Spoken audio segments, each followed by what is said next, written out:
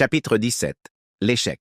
Ce que personne ne t'explique vraiment. L'échec est l'une des choses les plus mal comprises dans la vie. Beaucoup le voient comme une fin, une preuve d'incapacité, une confirmation qu'ils ne sont pas faits pour réussir.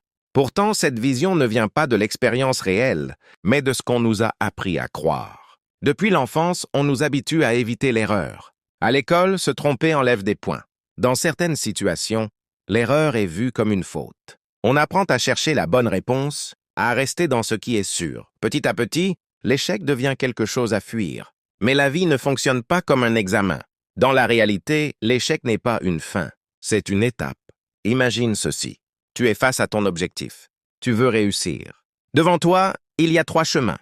Les 3 peuvent t'emmener vers la réussite, mais aucun ne te montre exactement ce qui va se passer.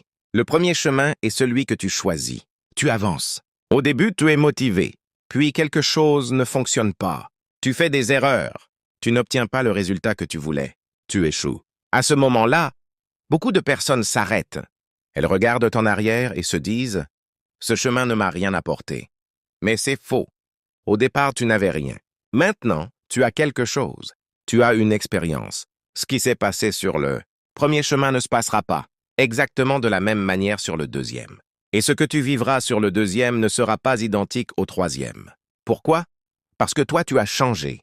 Le premier chemin t'a donné une leçon. Tu sais ce qui n'a pas fonctionné. Tu sais ce que tu peux éviter. Tu comprends mieux ce que tu fais. Quand tu avances sur un autre chemin, tu n'es plus la même personne qu'au début. Tu avances avec plus de conscience. Tu fais moins certaines erreurs. Tu ajustes plus vite. L'échec du premier chemin devient une force pour les suivants. C'est cela que beaucoup ne comprennent pas. Ils pensent que l'échec est une perte, alors qu'en réalité, c'est un gain invisible. Dans la vie, ce principe est partout. Quelqu'un essaie une première fois quelque chose et échoue. Il abandonne en pensant que ce n'est pas pour lui, mais il oublie qu'il vient d'obtenir quelque chose que les autres n'ont pas, une expérience réelle. Une autre personne échoue aussi, mais au lieu de s'arrêter, elle observe, elle comprend, elle recommence différemment. Et petit à petit, elle avance. La différence ne vient pas du résultat initial. Elle vient de ce que chacun fait de son échec. L'expérience du soi transforme l'échec. Elle ne le supprime pas. Elle lui donne un sens. Le savoir académique peut t'aider à éviter certaines erreurs. Il peut te donner des bases, des repères, des directions.